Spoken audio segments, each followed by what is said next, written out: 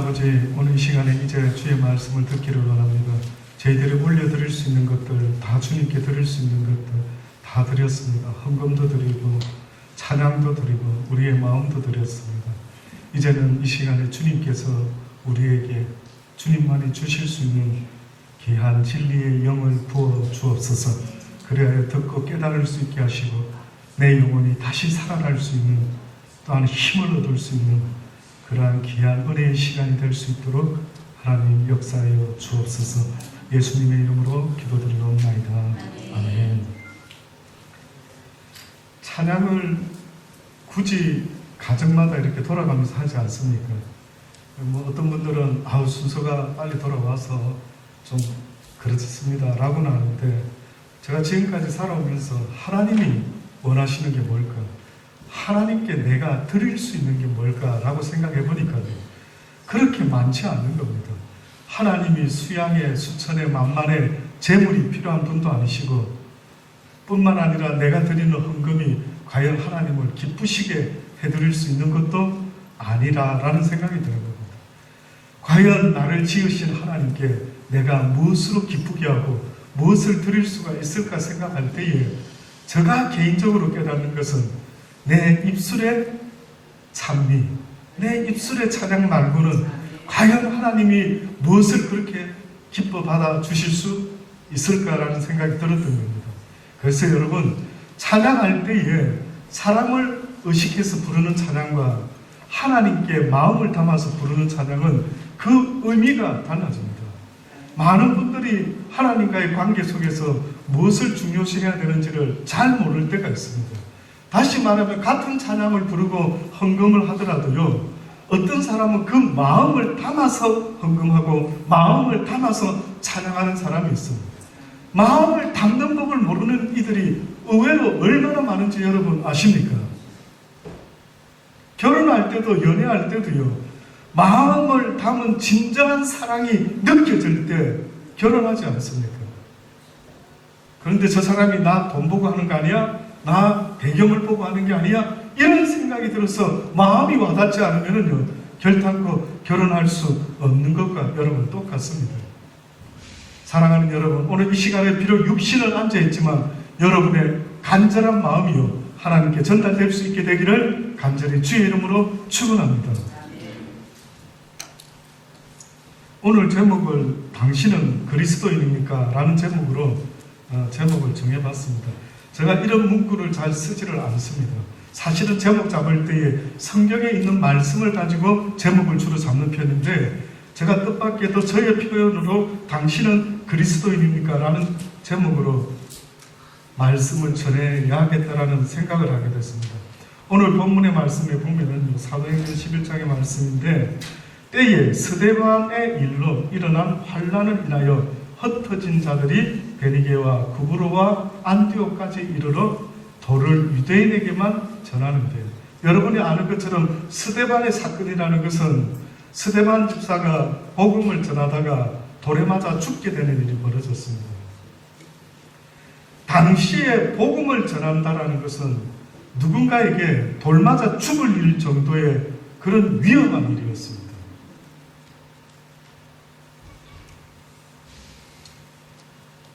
나중에 시간 되면은요, 왜 기독교인이 그렇게 돌을 맞아야 되는지, 왜 하나님의 복음을 전하는 이 귀한 사람들이 돌을 맞아 죽어야 될 정도로 무엇을 그렇게 나쁘게 했는지를요, 한번 보려고 합니다.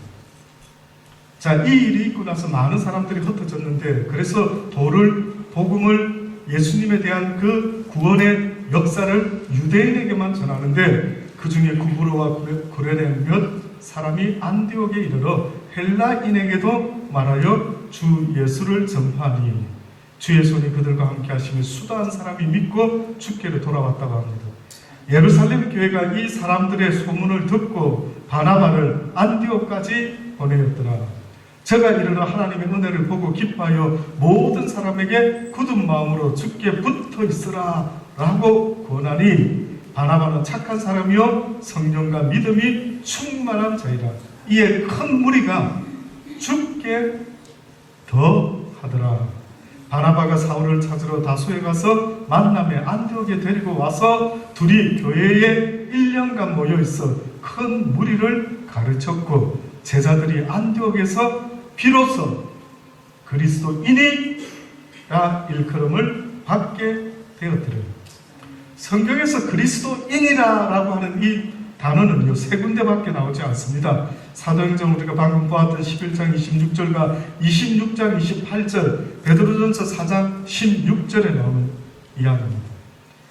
당시에 그리스도인이다라고 일컬음을 받게 되었다라고 하는 이 말의 의미는요, 한마디로 말하면은 그리스도인, Christ in, 예수를 그리스도로 고백한 사람들, 예수의 가르침에 근거한 종교를 믿는 사람들, 그리스도를 따르고 추종하는 자들, 이 뜻으로 당시의 사람들은 그들을 크리스찬이라, 그리스도인이다라고 그렇게 불렀던 것입니다.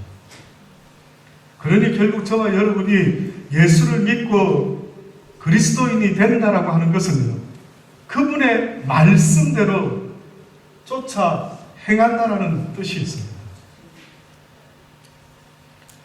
예수를 믿는다라는 것은 그냥 예수님이 하나님의 아들이면 믿는 것을 성경은 말하지 않습니다. 예수가 하나님의 아들이면 귀신이 성경에 보니까 먼저 알고 믿고 떠들었더라라고 그렇게 말하고 있어요.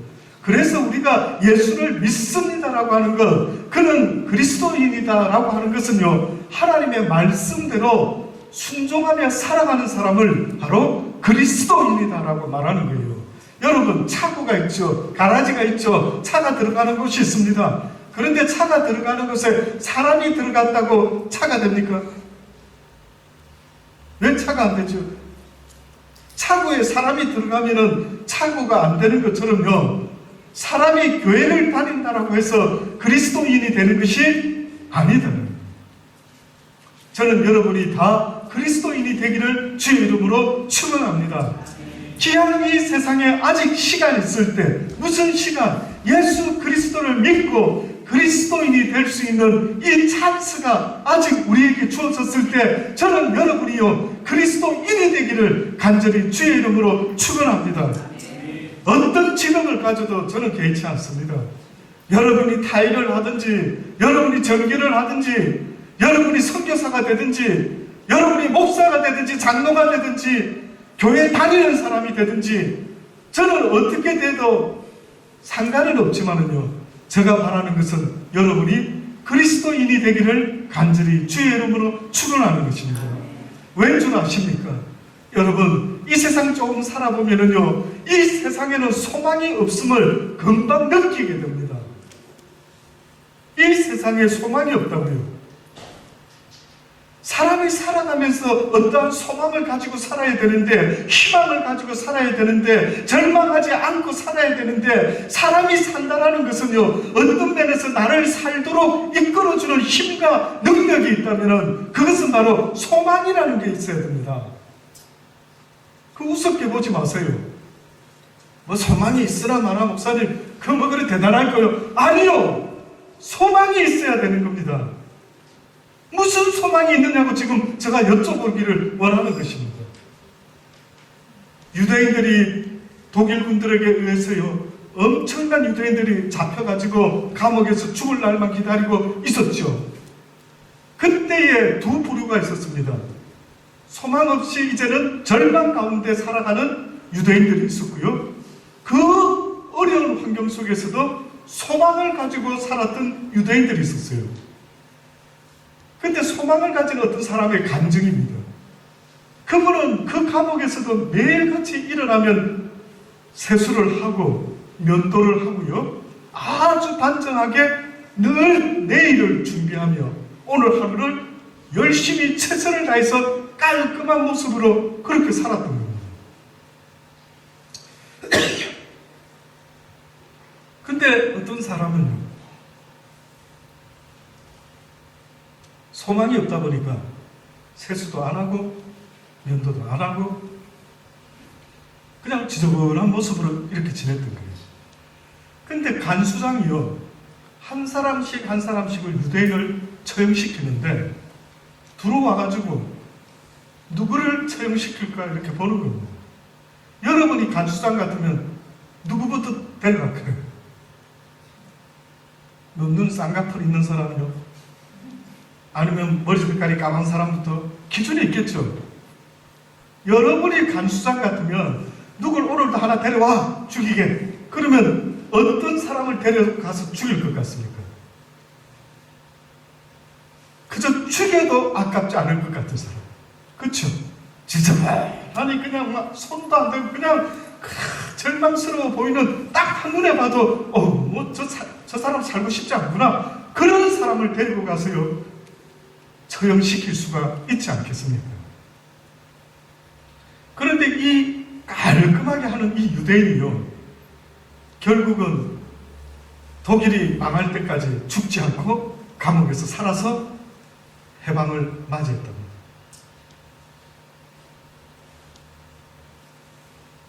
저는 그 이야기를 들었을 때 그렇대요. 이 땅을 살아가는 사람 중에 하나님이 우리에게 필요로 하는 것들이 있다라고 이야기하는데 무엇이 필요한가를 성경은 말하는데요. 여러분 새겨 들어보십시오. 성경은 우리에게 가르쳐주기를 너희에게 믿음이 있어야 되겠고 소망이 있어야 되겠고 또한 사랑이 있어야 되겠다라고요. 믿음이라는 것은 무엇에 대한 믿음일까요? 예수 그리스도께서 나의 주 나의 하나님이 되시고 나의 모든 죄를 대신하여 십자가에 달려 죽어 주심으로 나의 구원자가 되셨습니다 라는 사실을 믿는 것을 믿음이라고 말합니다. 근데 성경에 보면 소망 이야기를 했죠. 무슨 소망을 말할까요? 성경은 앞에 놓인 너희들의 소망을 잊지 말고 달려가라 보고 바울도 나의 소망을 향하여 내가 달려갈 길을 다 달려간다라고 그렇게 이야기를 합니다. 결국은 달리는 자에게 있어서 이 땅에서 육신을 가지고 나그네의 경주를 살아가는 모든 사람들에게 있어서요 무엇이 우리의 소망인가라고 봤더니만 영원한 하나님의 나라가 저와 여러분의 소망이 되어야 된다라고 그렇게 말씀하고 있는 겁니다. 잠시도 여러분 잊어먹지 마세요. 여러분은 이 땅에서 뭐가 되어서 어떻게 살아가려고 하는 존재가 아니라 우리의 존재의 소망의 목적과 그 끝은요 이 땅이 아니라 하나님의 나라라고 성경이 분명히 말씀하는 겁니다. 소망이 있고 그 차이를 알려드릴게요. 성경에 보면 한편 강도가 있었습니다. 두 강도가 예수님이 돌아가실 때 같이 있었는데 한편 강도는요 예수님에게 저주하죠. 당신이 하나님의 아들이라 한다면 능력 있는 자라면 당신도 십자가에서 내려오고 우리도 좀 십자가에서 내려들어 봐라. 그러면은 우리가 네가 능력의 하나님 아들임을 믿을 수 있겠다 라고 하면서 조롱 섞인 말로 그렇게 예수님에게 이야기를 했죠. 근데 한편 강도는 뭐라고 이야기했는지 아십니까? 이보게 자네와 나는 죽어 싼 인간이다. 죽어도 할 말 없는 인간이다. 그러나 이분은 그렇지가 않다고. 그러면서 뭐라고 한편 강도가 말하냐면 주여 당신의 나라가 임할 때에 나를 기억하여 주옵소서. 그 사람의 소망은 뜻밖에도 하나님의 나라였습니다. 와, 저는 놀랐어요. 옛날에는 어떤 사람들이 죽기 전에 이 강도처럼 예수 믿으면 구원받는다 이런 소리를 하길래 그래 난 실컷 내 멋대로 살다가 어느 날 죽기 전에 예수 믿으면 되겠지 라고 생각했는데 뜻밖에도요 그게 아니었던 겁니다. 그 강도가 어떻게 보면 죽기 직전에 예수를 믿었다라는 그 믿음의 의미는요 뜻밖에도 간단한 이야기가 아니라 그는 하나님의 나라가 있음을 믿어 의심치 않았던 거예요. 그래서 그는 죽기 직전에 어떠한 소망을 붙잡게 되었는데 그 소망이 바로 하나님의 영원한 나라를 붙잡고 당신의 나라가 임할 때에 나를 기억하여 주옵소서. 결국 하나님의 나라가 이 땅에 임하기 전에 아마 낙원에 가 있게 되는 모양입니다. 네가 오늘 나와 함께 오늘 밤에 낙원에 있게 될 것이라. 하나님의 나라를 좀 상상해 보시기 바랍니다. 하나님의 나라를 좀 꿈꿔보시기 바랍니다. 성경은 얼마나 많은 부분에 있어서 하나님의 나라 이야기를 하는 줄 모릅니다. 여러분의 존재는 육적인 존재가 아닌 거예요. 어떤 사람은 육과 혼과 영을 이야기하는 것처럼 저와 여러분의 존재는요, 육적으로 만족한다고 해서 만족하며 살아갈 수 있는 존재가 아니다라는 것을 성경이 얼마나 말하고 있는지 모릅니다. 사랑하는 여러분, 여러분의 인생이 육적인 것을 만족 얻는다고 해서 여러분의 영혼이 행복할 수 있는 존재가 아니라고 성경은 말하죠. 그래서 성경에 뭐랍니까? 육이 음식을 먹어야 힘을 내는 것처럼 너희들의 영혼이 하나님의 입에서 나오는 모든 말씀을 먹지 아니하면 너희들에게 문제가 생길 수가 있다. 결국 저와 여러분이 이 땅에 살아갈 힘이 없어요, 힘들어요, 괴로워요 하는 그 근본적인 원인은 여호와를 아는 지식이 없기 때문에 여러분의 인생이 힘들어지고 있어요.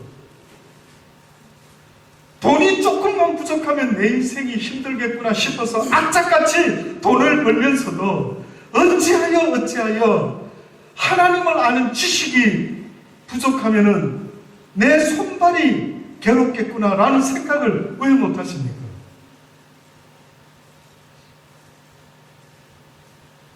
성경 많이 읽으십니까? 저는 한국에서 목회할 때에 며칠 전에 어느 집사님한테서 전화가 왔습니다.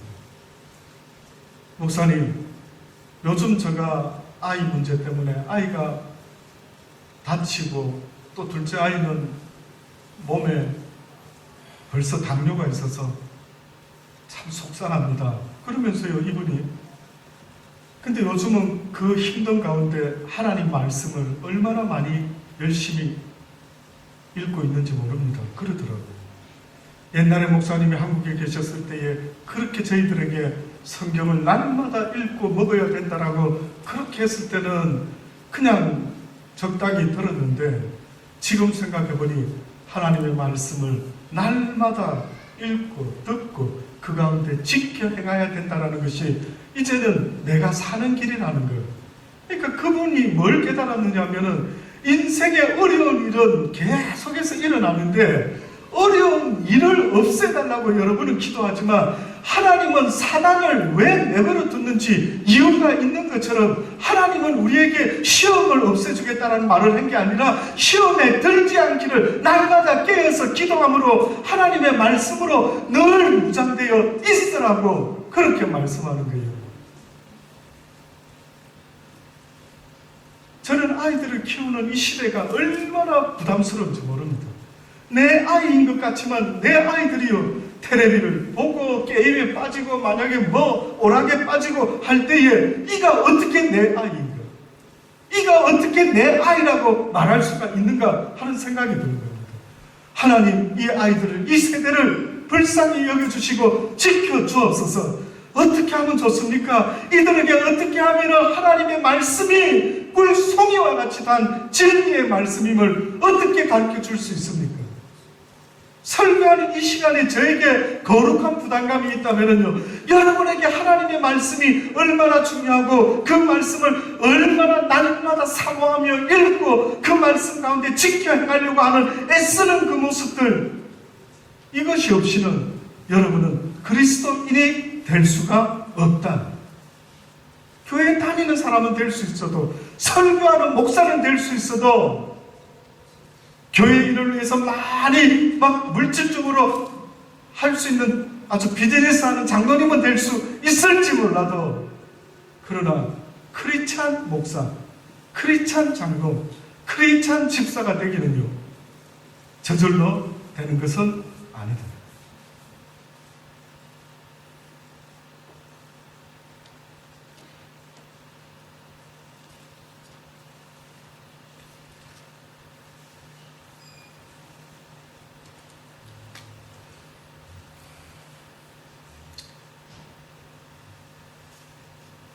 한국 개신교 신자들에 대해서 어떤 여론조사를 했답니다. 한국 개신교 신자에 대한 세상의 인식과 평가가 어떠한가를 조사했는데 대부분 부정적이더랍니다. 예를 들어서 한국 사람의 절반쯤이 무종교인이라고 합니다. 근데 이들 중에요 34%가 과거에 종교를 가져본 적이 있다라고 합니다. 그런데 지금은 그 종교를 버렸다. 버림받은 종교를 보면은 우리 입장에서는 깜짝 놀랍니다. 가장 많이 버림받은 종교는 바로 개신교가 56%라고 합니다. 그러니까 무종교인으로 있는 사람들 중에 과거에 종교를 가졌다가 이제는 무종교인이 됐습니다 하는 사람의 56%가 개신교였다가 종교를 버렸다라고 그렇게 이야기합니다. 불교는 한 20%, 천주교가 18% 정도였다고 합니다. 생각을 해봤죠. 왜 개신교를 다니다가 교회를 관두고 무교가 되었을까? 제가 목사로서 듣는 가장 많은 이야기는 뭐냐면요. 하나님은 어떤지 모르지만 하나님을 믿노라 하는 자들이 마음에 안 든답니다. 그래서 교회 다니는 사람들 때문에 시험을 받아가지고 더 이상 나는 교회 다니고 싶지가 않다. 어떻습니까? 공감되십니까? 좀 부담스럽습니까? 난 교회에 있는데 지금 누군가 나 때문에 혹시나 교회를 떠난 것은 아닐까?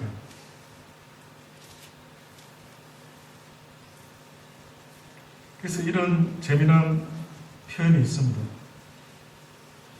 어떤 교수님이요, 어느 과학기술연구소에 오셔가지고 아마 강의를 하신 모양인데 그분이 이런 강의를 했답니다. 사회에는 네 종류의 사람이 있습니다. 여러분 잘 들어보시고 과연 어떤 부류의 사람이 제발 없었으면 좋겠다. 저런 사람들은 좀 알아서 세상을 떠나섰으면 좋겠다. 이런 어떤 질문을 했답니다. 그래서 도대체 어떤 예를 들을까 보니까요. 한 네 종류 사람의 예를 든데 첫 번째, 똑똑하고 부지런한 사람. 여러분 들으시면서 한번 생각해 보세요. 이런 사람은 진짜 없어도 될 것 같다. 정말 모두니까 다 싫어할 것 같아. 똑똑하고 부지런한 사람. 두 번째, 똑똑하고 게으른 사람. 세 번째, 미련하고 부지런한 사람. 네 번째, 미련하고 게으른 사람. 1번이라 생각하십니다. 기억 안 나십니까? 1번이 뭐였더라? 혹시 그러시는 분 아니에요? 1번 똑똑하고 부지런한 사람입니다. 마음에 안 드는 사람, 이런 사람은 없애야겠다. 1번 아무도 안 계시네. 2번 똑똑하고 게으른 사람. 아무도 없습니까? 우리 정성 교사님. 똑똑하고 게으른 자가 필요 없겠다. 3번 미련하고 부지런한 사람. 없습니까? 마지막 미련하고 게으른 사람. 4번. 안 들은 분들은 일어나셔서 한 번씩 돌아가면서 왜 안 드시는 이유를 밝히시고요. 또 다른 어떤 깊은 뜻이 있는지 한번 여쭤보겠습니다. 몇 번입니까 도대체? 그 연구소 사람들은 이 교수님의 이 이야기를 듣고 하나같이 몇 번을 지목했는 줄 아십니까? 우리 사회에 필요 없는 불의의 인간이 있다면 아마 이 네 예 중에서는 4번이겠습니다. 모두가 이구동성을 했어요. 미련한 데다가 또 게으르기까지 하지. 이런 인간들은 필요 없겠다 했습니다. 근데 그 교수님이 뜻밖에도요, 어떤 의미 있는 우리 크리스찬들에게 어떻게 보면 들어봐라고 하듯이 아주 의미심장한 불의의 사람을 지목을 했는데 그가 바로 3번이었습니다. 그분이 하는 이야기가 미련하고 부지런한 사람이 가장 문제가 있다. 왜? 미련하고 게으른 사람은 어떻게 보면 다른 사람에게는 해를 끼치지 않는다. 그런데 미련하고 부지런한 사람은 뜻밖에도 남에게 유익을 안 주는 것까지는 좋은데 오히려 남에게 해를 끼치고 온갖 일에 나서서 일을 망치고 조직이나 동료에게 큰 해를 끼칠 수 있는 스타일의 사람이 바로 미련하고 부지런한 사람입니다. 근데 이 이야기가 교회하고 연관이 지은 거예요. 교회와. 이 우리 시대 교회 속에서도 미련하고 부지런한 사람들이 가장 교회를 문제를 일으키는 부류의 사람이다. 그리고 이제 그 다음 질문을 한번 드리기를 원합니다. 성경에서 만약에 굳이 이런 부류의 사람이 있다면은 하나님 앞에서 누구일까요? 하나님 앞에서 무지하고 미련하면서도 엄청 부지런한 부류의 인간들, 그게 바로 바리새인들이었습니다. 어느 순간에 처음에는 그렇지 않았어요.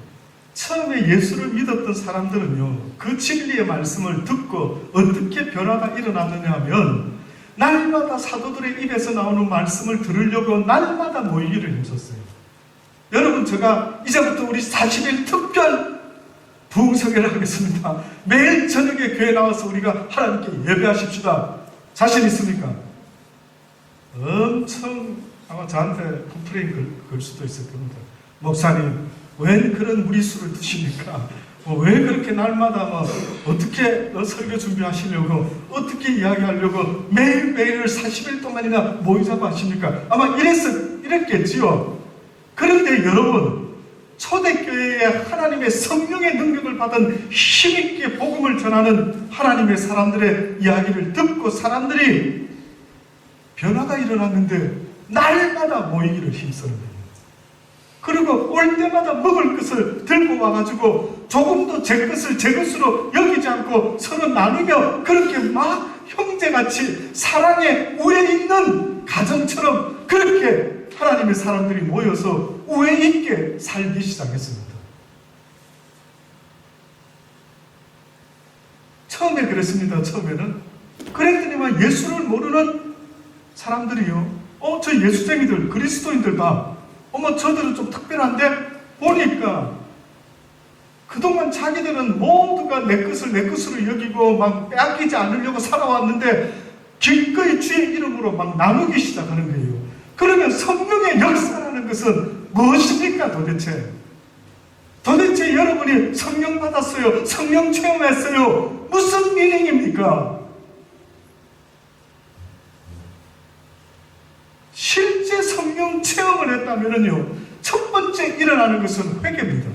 예수님을 만났던 모든 이들이 똑같이 예수님 앞에서 어떤 반응을 보였느냐면 회개하기 시작했어요. 그래서 세례 요한도 그랬고 예수님도 뭐라고 말했느냐 하면 회개하라, 천국이 가까웠다라고 하신 것처럼 두보롯이 있는 사람은 나누어라, 능쟁치 말아라, 억지로 강제로 끌고 다니지 말아라, 계속해서 그들의 잘못됨을 지적했던 겁니다. 예수 믿는다는 것은 회개함으로 시작되는 믿음의 역사라는 사실을 잊어서는 안 됩니다. 무슨 믿습니다 하니까 그냥 손에 하나도 안 보고 어떻게 회개할 거리 필요도 없고 가난한 자들에게 모든 걸 나눠주고 나를 쫓아라 이런 것도 필요 없고 그냥 주여 믿습니다만 하면 되는 줄로 그렇게 알았죠. 죄송한데 천국을 갈 수 있는 건 그렇게 호락호락한 게 아닙니다. 여러분이 하나님이라면 그 아름다운 것, 눈물이 없고 걱정이 없고 근심이 없고 영원토록 즐거워하며 기뻐하며 어린아이가 사자굴에 손을 놓고 모든 짐승의 세계가 서로 잡아먹지 않는 이러한 놀라운 하나님의 나라에 이민시켜준다라고 하는데 그저 갈 수 있다라고 생각합니까? 이게 이해가 안 되는 거예요. 호주에 이민 오려고 해도 온갖 소리를 다 내야 되고 온갖 애를 써야 되는데 하나님의 나라에 간다라는 것이요, 무슨 장난인 줄 아십니까? 하나님은 답답하신 거죠. 너희가 세상에서 좋은 나라 이민 갈 때는 그렇게 애를 쓰면서 어찌하여 너희가 하나님의 나라에 가려고 할 때에 그렇게 맥없이 그렇게 아주 저절로 되는 것처럼 그렇지가 않은 겁니다. 원래는 기독교인들의 첫 모습은요, 꼭 교회가 있든 없든 늘 같이 모여서 떡을 떼고 성찬식을 하며 또 하나님의 말씀을 나누며 또 그 말씀대로 살려고 애쓰는 이들의 모습이었습니다. 그런데 어느 날 교회가 생기면서요, 점점점 크리스찬의 삶이 변질이 되기 시작하는데, 어떻게 변질이 되는가 봤더니만 교회 중심의 삶으로 변질이 되기 시작했어요. 좋은 이야기 같아 보입니까?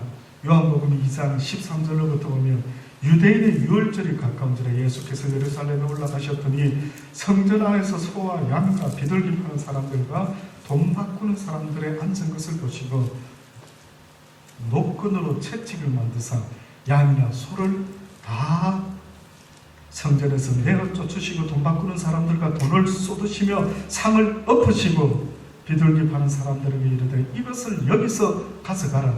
내 아버지 집으로 장사하는 집을 만들지 말라 하시니, 제자들의 성경 말씀에 시편 96편인가요? 69편인가요? 말씀에 있는 거예요. 이 말씀을 생각을 했던 것 같아요. 제자들이 성경에 주의 전을 사모하는 열심히 나를 삼키리라 한 것을 기억하더라. 뜻밖에도 성전에 대한, 하나님에 대한 사모하는 그 열심이요, 오히려 하나님을, 성전을 삼켜버린다. 다시 말하면 이 이야기는요, 어느 날 하나님의 사람 크리스찬, 그리스도인이 어떻게 변질이 됐냐면은 교회를 중심으로 살아가는 종교인이 되고 마는 거예요. 종교인. 이 사단의 전술 같아요. 사단이 교회는 부지런히 다니라, 그러나 그리스도인은 되지 말고 종교인은 되어라, 이렇게 하는 것 같아요. 그러다 보니까 교회는 저와 여러분이 열심히 다니는데 주로 교회에서는 목사요, 교회에서는 장로요, 교회에서는 권사요, 교회에서는 집사요, 모든 좋은 직분들을 가지고 누가 봐도 교회 안에서는 목사님, 선교사님 어떻다 막 부르면서 서로 호호하하 하는데, 뜻밖에도 교회 밖에서는 그 누구도 우리가 크리스찬인지 알 수가 없다.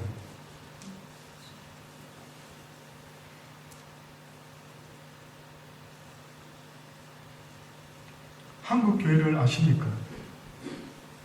저희 모친도 평생 금요일마다 저녁에 교회 가서 주무실 정도로 계속 기도하다가 또 기도하다가 그렇게 사셨어요.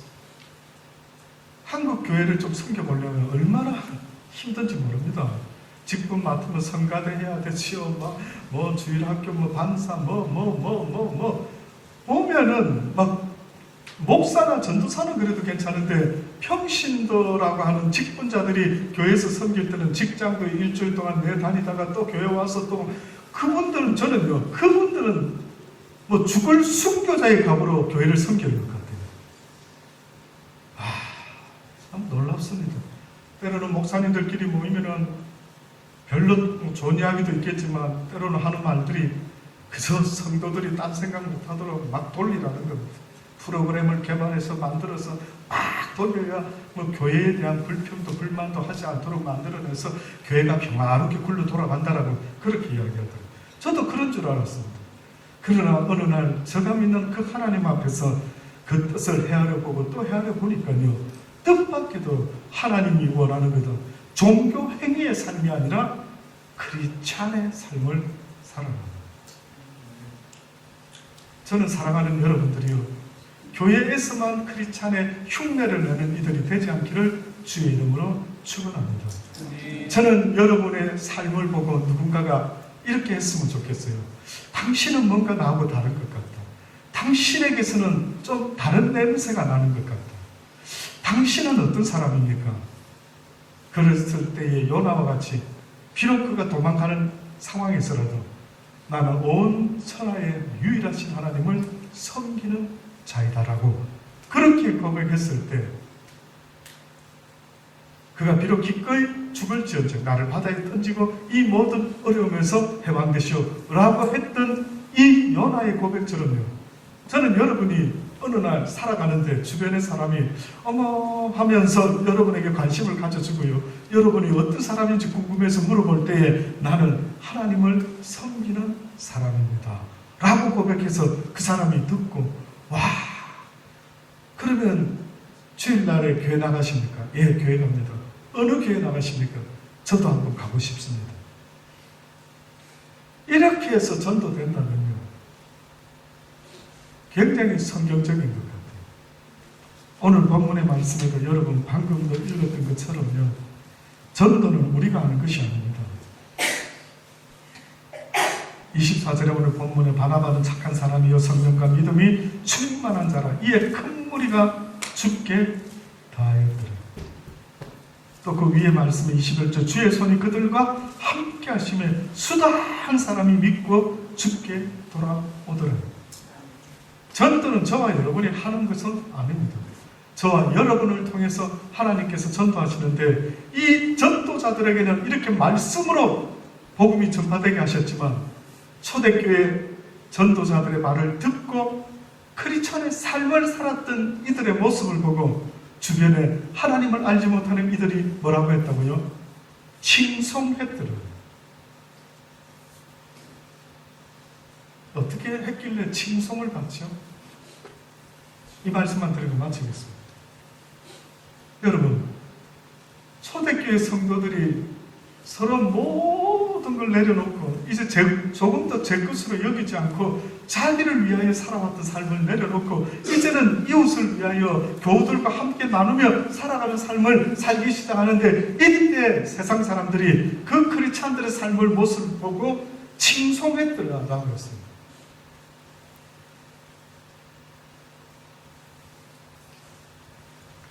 이곳에 있는 저와 여러분, 그런 칭송이 저와 여러분을 통해 이 땅에 나타날 수 있게 되기를 간절히 주의 이름으로 축원합니다. 그때의 성경에 보니 하나님께서 구원받는 사람의 수를 더 하셨더라. 왜 성령이 임하기 전에 제자들에게 이곳을 떠나지 말고 성령이 임할 때까지 기다리라라고 했던 이유가 뭡니까? 우리가 할 수 있는 게 아니라는 거예요. 오직 주의 성령이 임하면 그때서야 비로소 네가 권능을 얻고 온 유대와 사마리아와 땅끝까지 이르러 주의 증인이 될 수가 있다. 그러니 주의 복음이 여러분에게 임한다면 그 증거가 나타나는데, 땅끝까지 복음을 전하는 자든지 변화되어 회개함으로 조금도 내 것을 내 것으로 여기지 아니하고 주를 위하여 사랑을 나타내는데 사용될 수 있는 모든 것들이 된다면 비로소 여러분이 변화된 증거가 될 수 있으리라 믿습니다. 크리스찬 되시기 바랍니다. 비록 이 땅에서는 많은 걸 잃어버리는 것 같지만 하나님이 말씀하죠. 영원한 생명의 나라를 내가 너에게 약속하여 줄 것이다. 설레이지 않습니까? 그 나라 한번 보고 싶지 않습니까? 보셨습니까? 한번 보신 적 있습니까? 꿈에라도 보시면 대단한 믿음이시네요. 보지도 않고 믿고 계시네요. 그렇습니까? 한번 경험해 보실 수 있기를 바랍니다. 부족한 저에게도 그런 기회가 있었어요. 한번 경험을 해봤는데 얼마나 좋았으며, 주여 그냥 이대로 이곳에 있었으면 좋겠다. 그냥 이 육의 삶을 멈췄으면 좋겠다. 그게 모든 하나님의 사람들의 공통되는 겁니다. 그래서 바울도 떠나고 싶은데 내가 육신 가운데 거하는 것은 주님 때문이었다라고 그렇게 말합니다. 여러분, 귀한 예수 믿을 바에 내가 믿는 예수가 어떤 분인지, 내가 무슨 소망을 갖고 살아가는지, 내 인생 끝에는 어떤 일이 있어야 되는지를 확연히 알고, 그래서 누군가에게 왜 예수를 믿어야 되느냐고 누군가가 나한테 물어본다면 내가 왜 예수를 믿어야 되는지를 여러분 가르쳐 줄 수 있게 되기를 간절히 바랍니다. 그거 하나만 확실히 알고 살아간다면 그 인생은 결코 실패한 인생이 아니리라 분명히 믿어지지 않습니다. 기도하십시다.